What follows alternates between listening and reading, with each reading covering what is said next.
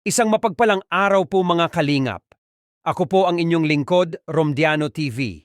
Patuloy po natin suportahan Kuya Val Santos Matubang, Kalingap Rab, Jack Tapia Matubang, Ate Edna Vlogs, Kalingap Edu, at ang buong team Kalingap. Suportahan po natin ang kanilang ginagawang paglingap sa ating mga kababayan. Shoutout din po sa aking mga kagrupo sa Karepa. Suportahan din po natin sila. Kalingap Edu masayang ibinahagi ang kanyang unforgettable experience sa Palawan at ang kanilang susunod na pupuntahan ay kanya ding sinabi. Kung saan tara mga kalingap, panoorin po natin ang video na ito at huwag kalimutan mag-like sa ating video. Kumusta, Eds? Okay lang. Kumusta ang Palawan, Eds? Ayun, ganda. Grabe, sobrang nakikita ko yung ano niya, banding niya doon. Hindi ka kasi sumama. Ikaw kasama yung Grabe, mag-relax lang. Hindi Ha? relax ako masyado. Relax ka masyado, no? Wala ka masyadong ano, no? Vlog doon? Sunod sasama tayo. Sarap magparalayas ng stali. Ha? Kahit magpunta ka mag-layas ka lang yan, matutuwa ka sa makikita. Oo, grabe, ang ganda ng Palawan, no? Ano masabi mo sa Palawan, Eds? Ano, maganda talaga. Grabe, no? Solid Sobrang talaga. daming tanawin, guys. Sobrang dami. Magandang tanawin. Oo, legit yun. Ano nga, daming pwede puntahan. Grabe, no? Anong pakiramdam na kasama mo si Beyonce sa ano?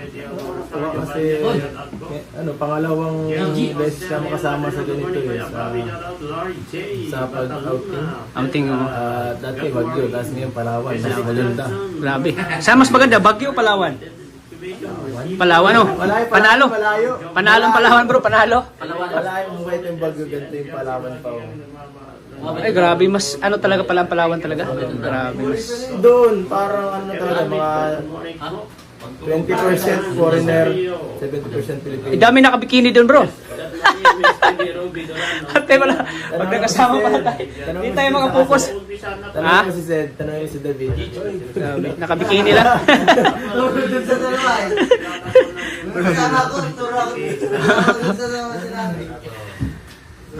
Kasi pag maraming ano doon, bro, maraming mga foreigner. So, maganda talaga yung lugar, no? Yung dinadayo talaga ng mga taga-ibang bansa. Yun na sobrang ganda lang. Grabe, may ano pa kayo? May pa boat pa kayo doon? Speedboat? Grabe. Shoutout siyempre sa sponsor kay Ma'am Rexy. Wow. Wala itong rentang speedboat, mga 20 yata yun. Isang ruta lang. 20 mil? Ay, grabe. Bihira yan. Ubus. O ikaw pala ano doon, ubus yung ano mo. Ubus yung budget mo doon. Tapos libre pa kami sa mga pagkain doon. Wow, grabe. Maraming sponsor. Maraming sponsor. Yun yung kagandahan. Ganda kaya talaga nung pag-ano doon. Grabe yung pag-ano sa amin, pag-asikaso. Oo, yun. Shoutout kay Bulong. Uy, Bulong. Team Bulong. Uy, Si Bulong. nagpakain para si Regine doon. Madami, malupit yung mag-asikaso. Shoutout. Si Kuya Lips. Kuya Olives. Relax kami doon halos. May ilang days kayo doon? Lima yata. 5 araw. Sulit naman, Edge. Enjoy. Ganda. Maganda talaga din. Magkano, slice ka lang sa daming kainan, daming pwede tambayan. Masaya. Daming mga masarap na pagkain doon. May mga seafoods din. Daming pamimilian, di ba? Magbihira, magsawa ka doon.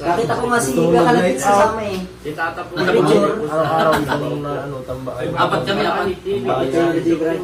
Mahilig ka mag-party. Yun talaga.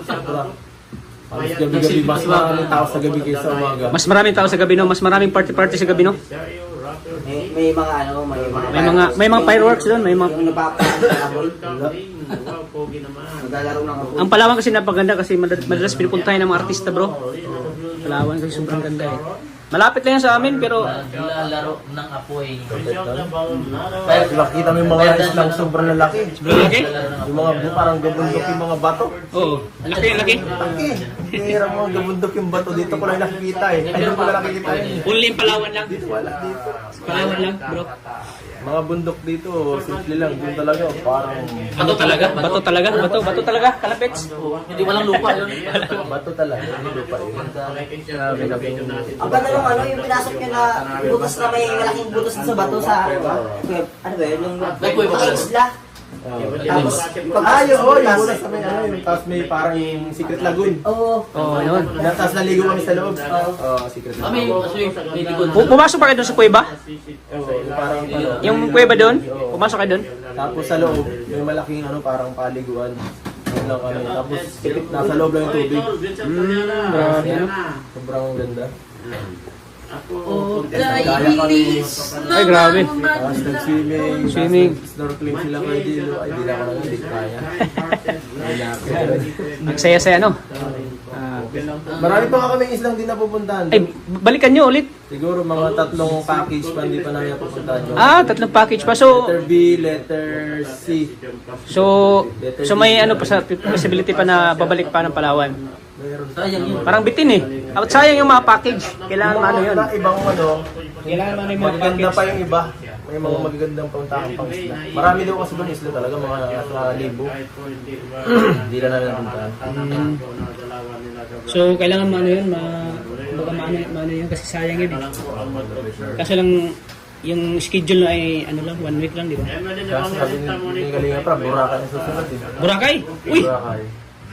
Kailangan, wasak na yung ano natin dyan. Wasak na yung katawan mo dyan, Eds.